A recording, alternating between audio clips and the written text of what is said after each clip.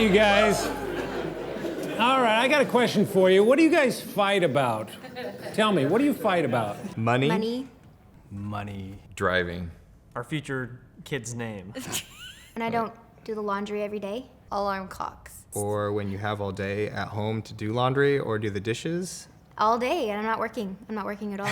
Like, I have no say. Ryan just sets one alarm, and I like to set an alarm every half hour. 7 to 10 alarms. Just throughout the night. When you don't clean your car. I thought always that we would just make it work for probably the first year of the marriage.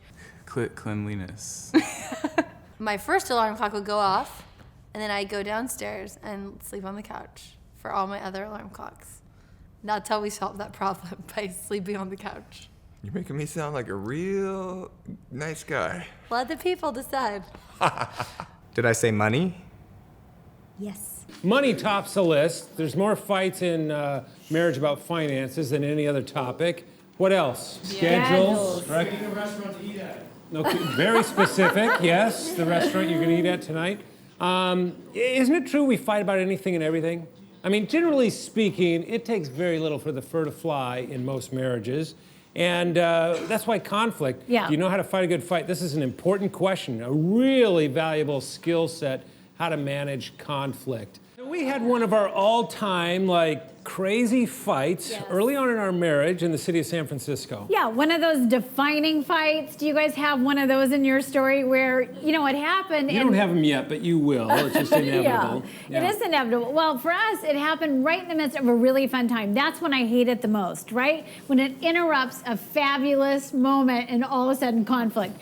We were with some friends and we had a vacation weekend in San Francisco. First time for all four of us to go explore that great city. So we had this to-do list of everything we wanted to get done, and we drive into town. The first thing on our list is ride a cable car, because that's what you do in San Francisco. So we head right downtown, go to the station where you catch the cable car, and we get in this gigantic line with everyone else who had that on the top of their list. So wait, let me interrupt for just a second. How many of you have ridden a cable car in San Francisco? Oh, a lot of you. Okay. Well, you've all done something we haven't done. So I cleared up. Clear that up. Okay. We're waiting in the line, and Pam and I, my girlfriend, we're talking. We don't care. We'll talk in line. We'll talk anywhere. It's no big deal to us. But the men were not feeling as patient right then because they had this to-do list and wanted to whittle it away. And so you suggested. Well, I said, let's just go up to the top of the hill, and we can just jump on when it crests the top of the hill. And they said, "Are you sure you can do that?" And I said, "Oh, absolutely." And so they started marching up the hill with me, and I was confident because I'd seen the old Rice-A-Roni commercial, so I knew you could do this, right? And and we're feeling great that, okay, great, we're traveling with someone who gets the inside scoop. We don't know nothing about how this works. So Pam and I resume our conversation. We're headed up the hill. You get to a corner and say, "This looks good," and we all stop and wait. And so Pam and I are just chatting away. All of a sudden, we hear our guy say, "Here comes the cable car," and we're like, "Great, finally, here it is." And so we're kind of chatting, and then all of a sudden we notice the cable car is gone, and so are our husbands. And we're like, "What happened?" And so you guys had jumped on it, and gone a couple blocks up we the realized road. you guys didn't get on, so we hop off, we come back down, we said, "What happened to you guys? Why didn't you get on?" And Leslie said, "It was just so crowded, and I thought it was going to stop." And we said, "No, it doesn't stop. We were waiting for the stop. You got to jump on. You got to be aggressive, be assertive here and jump onto this And we're like, "There's nowhere to jump." And they go, "Yeah, you just push people aside and grab on. That's just what everyone does." So we're like, "Okay, Pam, total go-getter." She's like, "Okay, I get it now. I'm ready." And so now we're not really talking. We're waiting for the next cable car. She is totally focused. I mean, she is on it. And so finally it comes, and we're all lined up, and it sort of slows down, and you and Randy go to jump on. We get on, no problem. Yeah, Pam overjumps. Totally hits it wrong and falls. So Leslie, she's in danger. I back up because I don't want her to fall on me, and Les pulls her out from underneath where she would have gotten run over by the cable car, and Randy rides it 2 blocks up the street again, realizes none of us are on, jumps off, comes running back. When he gets there, of course, Pam's sitting on the curb. She's now got a giant hole in her jean. She's got a bloody knee. And Les is like, "Check out your wife." And so he's like, "Pam, are you going to be okay?" And she's like, "I think so." And he goes, "Okay, let's catch the next one." I'm a bit traumatized because I don't like injury and risk, and there's my friend hurting, and I'm feeling bad for her, and all this isn't just working so for me. Leslie says, I don't think we should do this. I said, listen, I've got on this thing 2 out of 2 times. I said, I know I can get on. I said, let's make this easy. Just hold on to my arm, and as long as you can trust me, I get on, you will get on. And she goes, I don't know if that's a good... I said, can you just trust me? She said, okay, I'll trust you. And so we wait, and Randy and Pam kind of have their own little meeting about it too, and their own strategy. And anyway, the cable car, this is the 3rd time, comes along, and we start running toward the cable car, ready to jump on. As we're running, Leslie starts pulling me, and she goes, it's not gonna work, call it off, you know? And by this time, I've jumped up on the cable car, and she goes, we're not gonna make it. I said, we've made it, but she's so full of adrenaline and anxiety, she yanks me off of the cable car and hops off herself and said, see, we didn't make it. I am so infuriated. I just yell out I just shouted it, and I said, I have a brain, you know. It seemed like important information at the time. And then I shouted out, all you had to do was trust me. And I yelled that out. And Leslie hollered something back at me I've never let her forget. And she said in this really high-pitched voice, this is years ago, she hollered back at me and she said, I trust God for my safety, I don't trust you. Like, who says that? So spiritual, I mean, wow. Trusting God. Authentic. And so everybody on the back of the cable car is now cranking their necks and looking at us, see who has the big brain and who's trusting God. And Randy and Pam, they finally hopped off and came back and saw we were going at it, and they did one of these numbers. Ooh, leave them alone, you know. And you know, thank goodness we don't have fights like that very often. I can't remember another fight like that, actually, but it's just inevitable. Yeah, We're they gonna happen. have fights. I mean, life happens, conflict happens. Yeah, and maybe you won't have a fight like that, but you will have fights if you haven't had them already. It's just part of life. In fact, my favorite verse in all of Scripture on conflict, Romans 12, verse 18, says, if it is possible, as far as it depends on you, try to live at peace with everyone. Isn't that a good verse? You know why I like it so well? I don't know of another verse in all of Scripture that has more qualifiers in it than that single verse. Even Scripture's acknowledging it's inevitable. If it's possible, as far as it depends on you, try, give it a shot, do what you can, you know. But conflict is going to happen. It's just the way it is. One thing we fight about all the time is whether or not she trusts me when she asks for advice on her outfits. I hated how she never puts empty garbage bag back in the garbage can, you know, when she takes the garbage out. When I'm driving, Leslie will often make this noise. That's the one. Does this look good? Okay, yeah, that it looks is great. true. You said that slowly. And I get really frustrated and I just start putting the garbage around the garbage. It just makes me feel great just hearing it. And I can't help it because I think I'm gonna die. Here she is. She's still alive. Right. Now, let me give you another thing that you can do, and this one I think is the most important, the one that we use the most frequently. We have taught this to literally tens of thousands, if not hundreds of thousands of couples over the years. We know this works. It's called sharing withholds. Every day, in every marriage, there's information that we withhold from one another. Not because we're secretive or we're private, it's just that we're traveling at the speed of life and we don't get to talk about everything. So we have positive withholds, we have negative withholds. Positive withholds. Yeah, I mean, they happen all the time. Like, recently I had this moment where I happened to walk in the room right when you were having a great conversation with one of our boys, and it was like I walked in the midst of brilliance. Like, it was a parenting issue that I had truly been pondering, and he addressed it, and it went great, and I was so, you know, just like totally admiring you.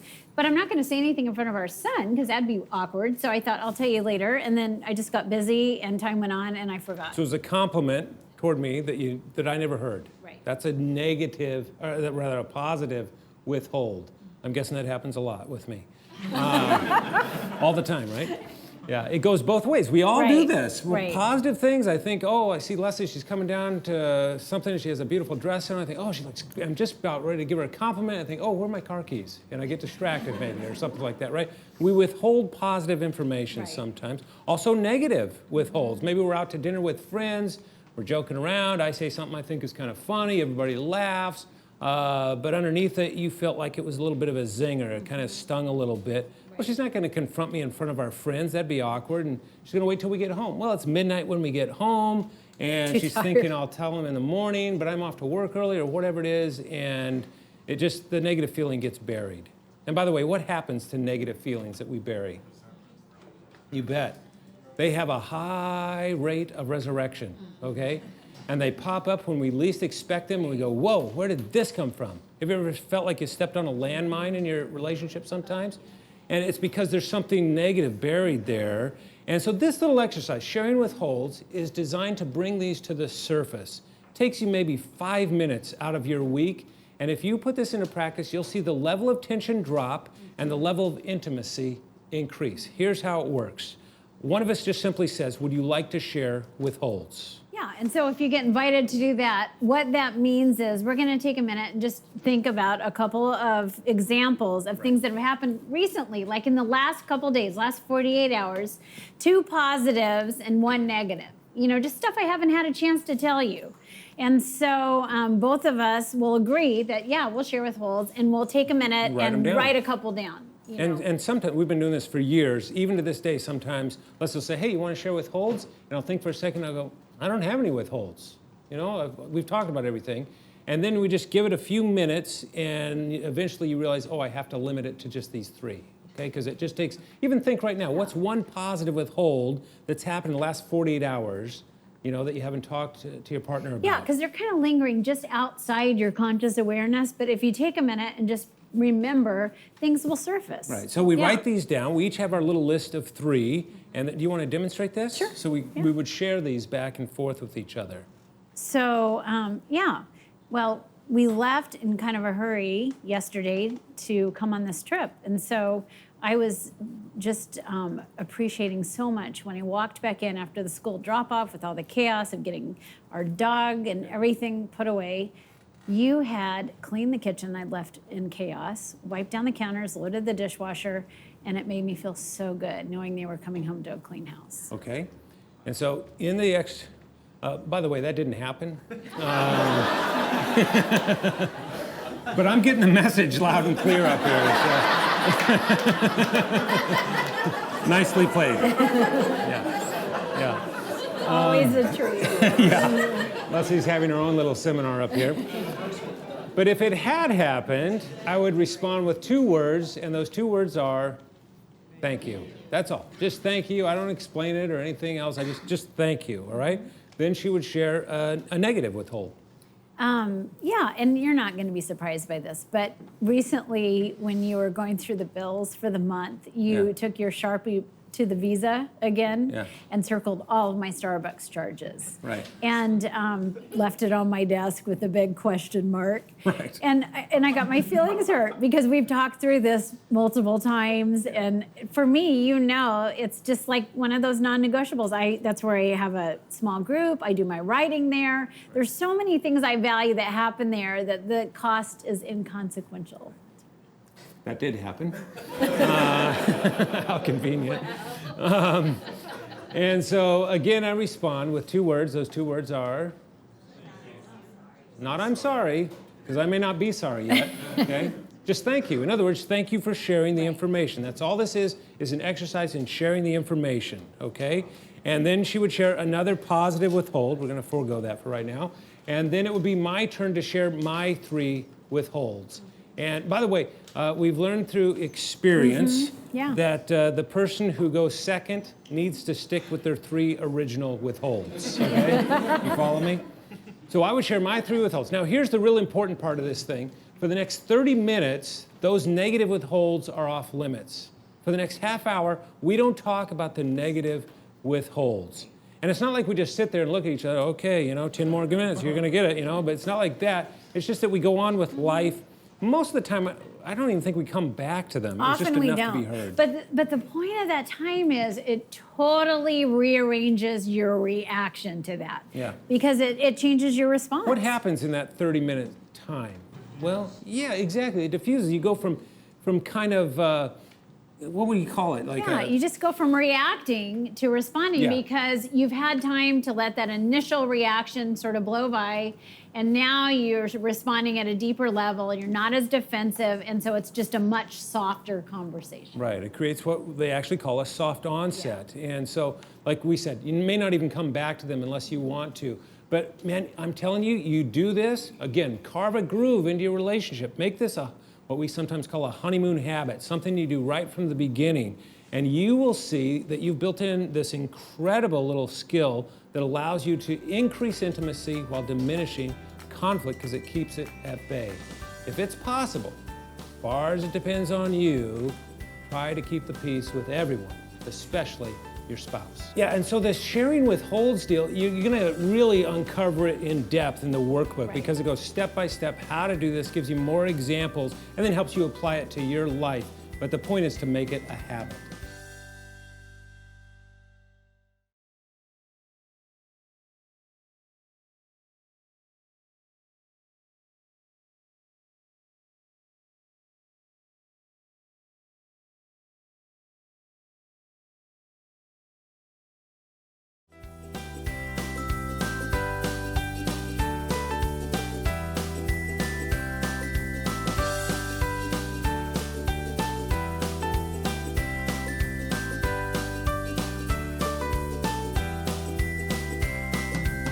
That's why the great philosopher Phyllis Diller said this about conflict. She said, never go to bed mad, stay up and fight.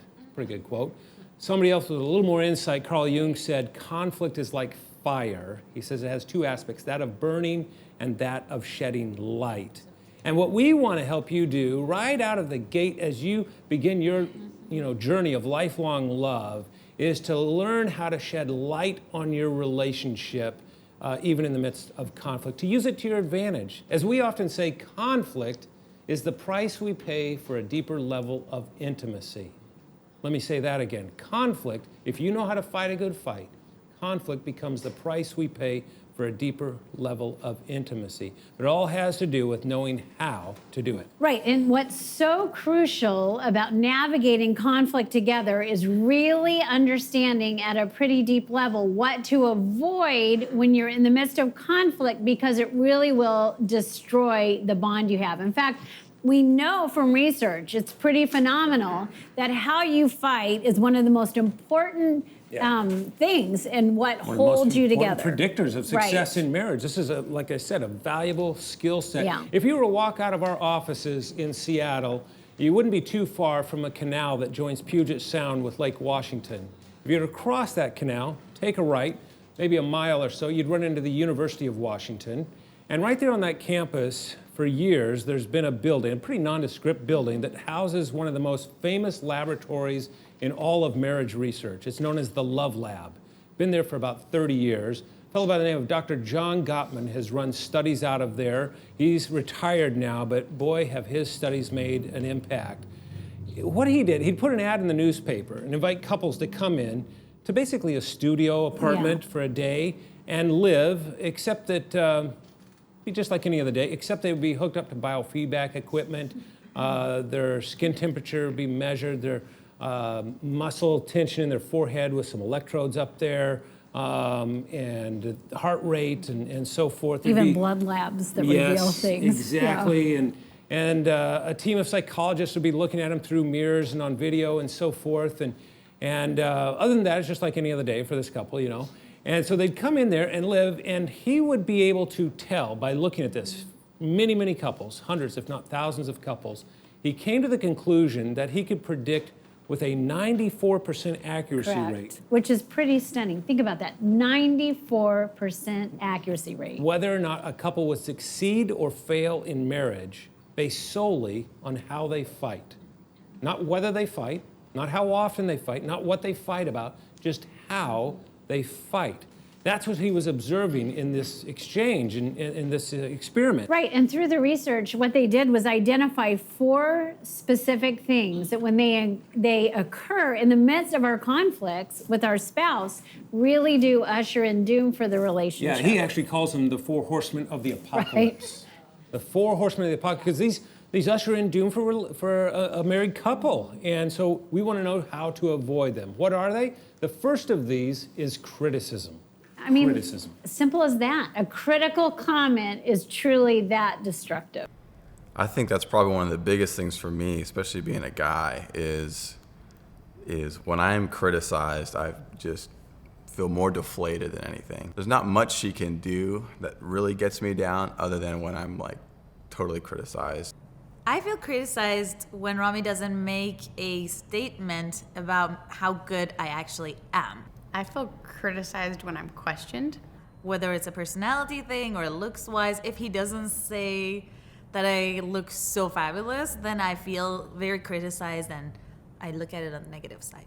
Why'd you spend your money that way? How come that thing didn't get done? Or like the one thing I asked her to do that day that she wasn't working and I was. Okay, not that specific. Babe, can you please go to the bank today and just please deposit that money? And I felt criticized. And if you think about it, every conflict basically begins with a critical word, you know?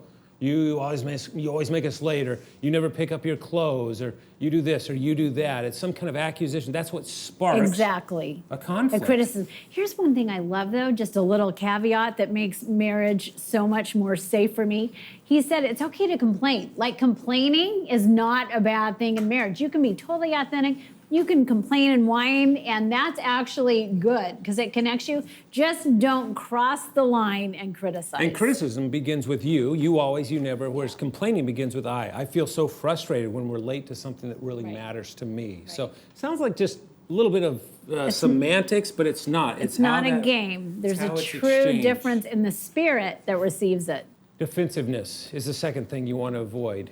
And that is only natural once you've been criticized, is to put up your shield, put up your guard, and defend yourself against. Yeah, and you think, okay, if I can let you know that I'm not as bad as you think I am, obviously you just criticize me and I defend myself and I clear up your criticism, the argument's done, right? But what Goffin discovered is defensiveness never brings resolve. It always instead escalates the fight. Doesn't matter how right you are to defend yourself, it does not resolve. And some of us get so well schooled in defensiveness, it's like our natural posture, just about almost anything. Have you seen my keys? I didn't touch them, you know? And we just get defensive about whatever it is that comes up in the relationship. Well, that leads to the third thing that you want to avoid, and that's contempt. Contempt is a pretty deep thing. This is a little bit more serious. It's like criticism, but now you're going a level deeper. You're not just criticizing, but you're diagnosing the deficit in the person. Like, you always make us late because you're so irresponsible.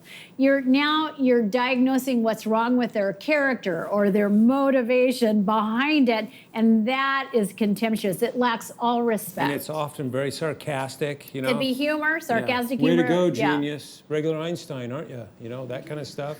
Or even rolling our eyes at each other. In fact, women do this. Just roll your eyes at your man right now. Guys, have you ever seen that before? Now, the reason I had you do that in that direction is because we know from research that women will tend to do that more than men do, roll your eyes at your partner. And when you do, it looks like maybe a feather fell on his head. He didn't even notice it. I mean, it was just like nothing happened, didn't impact him at all. But when I've seen it in the Love Lab myself with Dr. Gottman, when he's hooked up to biofeedback equipment, you can tell, man, his blood pressure kicks in and that galvanic skin response, his muscles tense, he kicks into that fight or flight response. Even though on the outside, it kind of just looks like nothing happened at all. I mean, we're savvy, right? We know when we're on the receiving end of contempt. Yeah, we get sometimes it. even without saying a word, just roll into the eyes. That's contemptuous.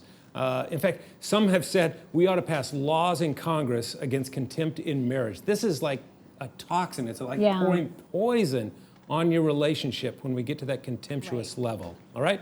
That leads to number 4, which is stonewalling. And stonewalling is a great word because it creates a word picture, right? It's like you've hardened your heart, you've shut down emotionally. It's like you've become a stone wall.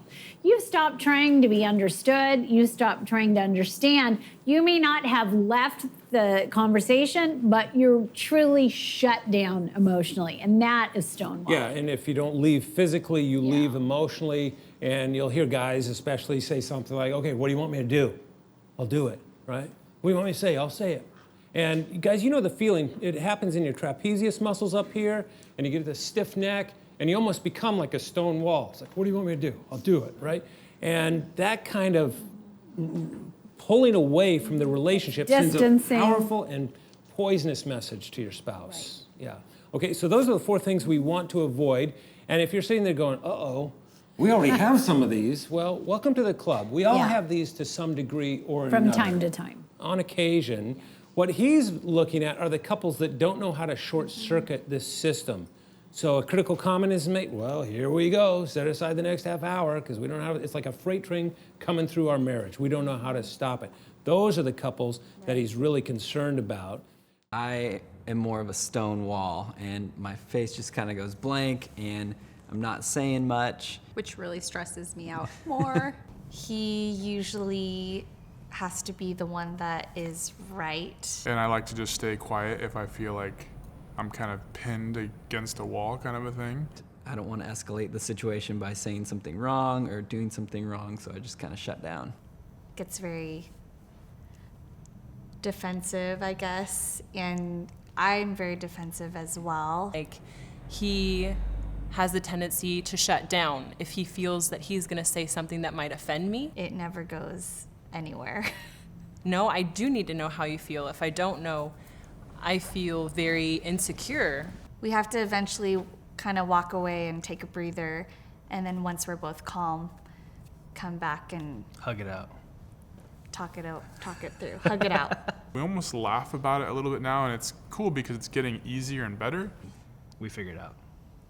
We all do things just intuitively to manage conflict. We want to give you a few new things to put in your toolbox that will help you. The first one is super easy and practical. It's something that we call the conflict card. And you're going to love this, at least many of you will. It doesn't work for everybody, but because it kind of sounds trite at the beginning. Again, simple tool that can really have a profound impact right at the moment you need it most. Yeah, we literally have these little cards that we carry around in our wallets, a little plastic card that has this scale to rate the depth of your disagreement. And we can be fighting about how long the in-laws are staying for Christmas, or what color to paint the kitchen, or something like that. Whatever. And we used this not very long ago, but this is something that is so practical to rate how intense it is for my side of the line, how I'm feeling about it, right? Exactly. It brings objectivity in the midst of a heated argument. So the scale goes from 1 to 10. Yeah, so number 1 says, I'm not enthusiastic, but it's no big deal to me. Clear down to number 10, which is over my dead body, exclamation point, right?